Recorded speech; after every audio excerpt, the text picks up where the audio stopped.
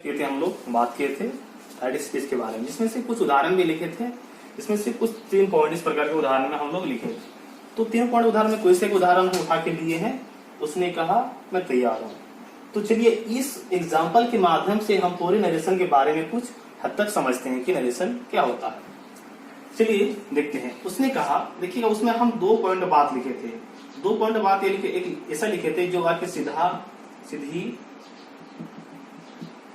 बोला जाए, और एक बात हम ऐसा पॉइंट लिखे थे कि जब कथन को दोहराया जाएगा, क्या कहना था उसमें, कथन वक्ता क्या था, दोहराया जाएगा। ठीक है, तो इसमें 2 बात, दोनों के बात को हम अच्छी तरह से समझ लेते हैं। देखिए क्या कहता है, कहता है कि उसने कहा, मतलब उसने कोई ऐसा व्यक्ति होगा, ठीक है, जो व्यक्ति होगा, मान लेते हैं कोई राधा, कोई मान लेते हैं राधा ही हो गया, ठीक है, या फिर मोहन मान लेते हैं, ठीक है, तो मोहन होगा, ठीक है। तो मोहन जो होगा, मोहन ही कह रहा है कि मैं तैयार हूं। क्या है, तैयार। मोहन कह रहा है मैं तैयार, मतलब कह सकते हैं कि उसने कहने से तात्पर्य क्या हो कि कोई ऐसा व्यक्ति ही होगा, है ना। तो मान लेते मोहन हो गया, ठीक है। तो मोहन यह क्या कह रहा है कि मैं तैयार हूं। तो सबसे पहले मोहन तो एक सिंपल तरीका में बोल दिया कि बोले कि सीधा सीधी बोला जा रहा है, उसने कहा मैं तैयार हूं। और इसमें दूसरा जो पॉइंट था कि वाक्य दोहराया जाएगा, मतलब इसमें मोहन जो है, इसमें क्या बनेगा, ये वक्ता बनेगा। क्या बनेगा, वक्ता। और कहता है जब कोई वक्ता, जब किसी कथन को उसी शब्द में दोहराया जाएगा, क्या हो रहा है, उसने कहा मैं तैयार हूं। जैसे वो डायरेक्ट बोल सकता था मैं तैयार हूं, लेकिन नहीं, क्या कह रहा है, उसने कहा मैं तैयार हूं, ठीक है, वक्ता हो गया। मतलब कथन यहाँ पर तो बोला जा रहा है। तो ये जो आप देख रहे कथन, तो इस कथन का ही नाम क्या दिया गया है, डायरेक्ट स्पीच। क्या यहाँ से क्या दिया गया है, डायरेक्ट आपको स्पीच दिया गया है, ठीक है, इसको नाम दिया है डायरेक्ट स्पीच, ठीक है। आप शॉर्ट में डीएस मांगे चलेगा, कोई दिक्कत नहीं है।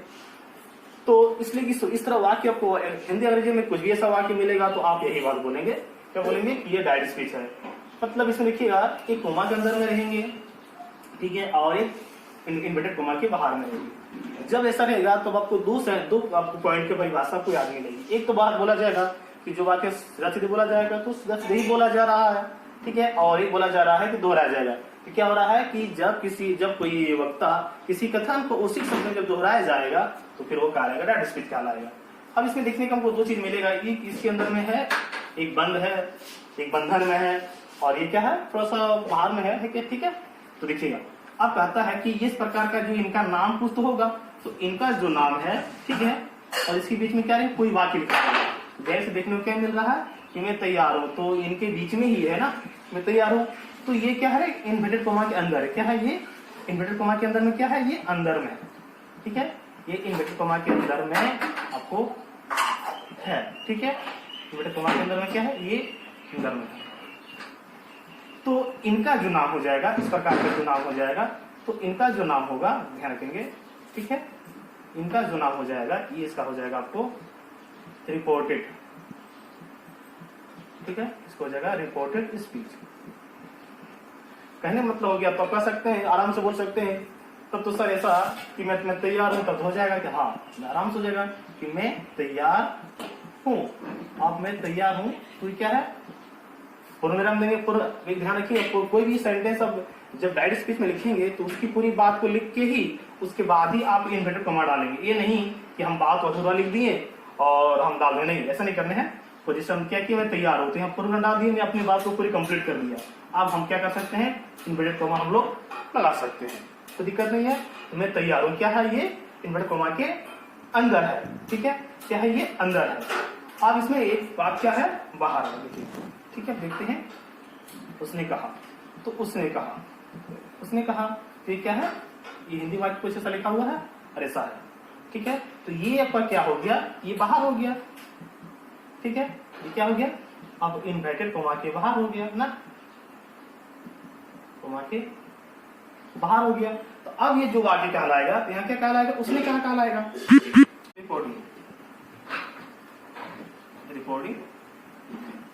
स्पीच, ठीक है, ये कहलाएगा आपको रिपोर्टिंग स्पीच कहलाएगा, ठीक है।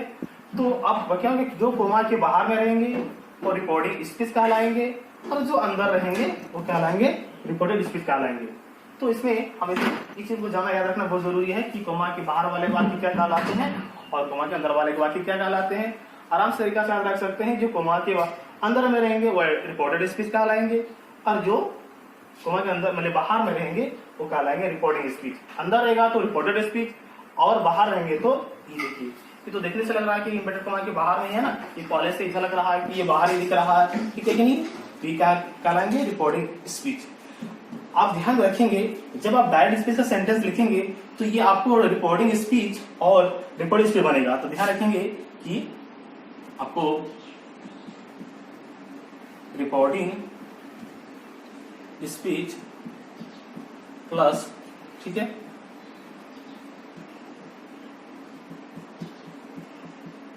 रिपोर्टेड स्पीच दोनों मिला के आपको डायरेक्ट स्पीच बनेंगे। याद रखिएगा डायरेक्ट स्पीच बनेंगे मतलब डीएस बनेगा, थोड़ा रखेंगे डायरेक्ट स्पीच बनेगा। तो याद हमेशा रखेंगे कि कोई भी वाक्य अगर हमको बनाना हो डायरेक्ट स्पीच बनाने के लिए तो उसमें क्या चाहिए, हमको एक रिपोर्टेड स्पीच चाहिए और एक क्या चाहिए, रिपोर्टिंग स्पीच चाहिए। मतलब एक ऐसा चाहिए कि एक जो वाक्य सीधा सीधे लिखने में बोलने में लग जाएगा और समझने में आ जाना चाहिए, ऐसा बात नहीं है, तो हम कह देंगे। तो देखिएगा इसका ही नाम हम यहाँ लिख दिए हैं, इनका जो नाम है कोमा, तो इनका नाम कोमा है, इनका नाम हिंदी अल्पविराम होता है, और जो ये हम डबल कोमा जो दिखाए इनका नाम होता है इन्वर्टेड कोमा होता है, जो उद्धरण चिन्ह कहलाते हैं। तो ये नरेशन की में हम जो पहला एग्जांपल दिए थे, इसी तरह दूसरा भी एग्जांपल उदाहरण से इसी तरह हम समझ लेंगे और वो इसी तरह ही होते हैं। तो तीनों हम एग्जांपल लिखे थे, तो एग्जांपल में आप इस तरह हो सकते हैं। तो पूरी क्लियर हो जानी चाहिए आपको, आप डाउट आना ही नहीं चाहिए। कोमा के जो बाहर में रहेंगे वो रिपोर्टिंग स्पीच कहलाएंगे और कोमा के अंदर में जो रहेंगे वो रिपोर्टिंग स्पीच कहलाएंगे। अब इसमें क्या बताया थे, मोहन क्या हो गया, मोहन उसने कहा मैं तैयार हूं। तो कहे कहते हैं कि जो वाक्य या जो कथन जो सीधा सीधे रूप में बोला जाएगा तो कहलाएगा आपको डायरेक्ट स्पीच कहलाएगा, ठीक है। और बताए थे जब कोई वक्ता किसी कथन को उसी शब्द में दोहराया जाएगा तो कहलाएगा आपको डायरेक्ट स्पीच कहलाएगा। जिसमें 2 पॉइंट की परिभाषा हम लिखे थे, तो दोनों की हम बारे में बताएं। जो दोहराया जाएगा जैसे आपको देखने से लग रहा है कि मोहन ही है जो बात को दोहरा रहा है, उसने कहा इनकी मोहन ने कहा और मोहन ही कह रहा है कि मैं तैयार हूँ, ठीक है। आप अगर सीधा सीधे वाक्य समझ जाएंगे, उसने कहा कि मैं तैयार हूँ, ठीक है।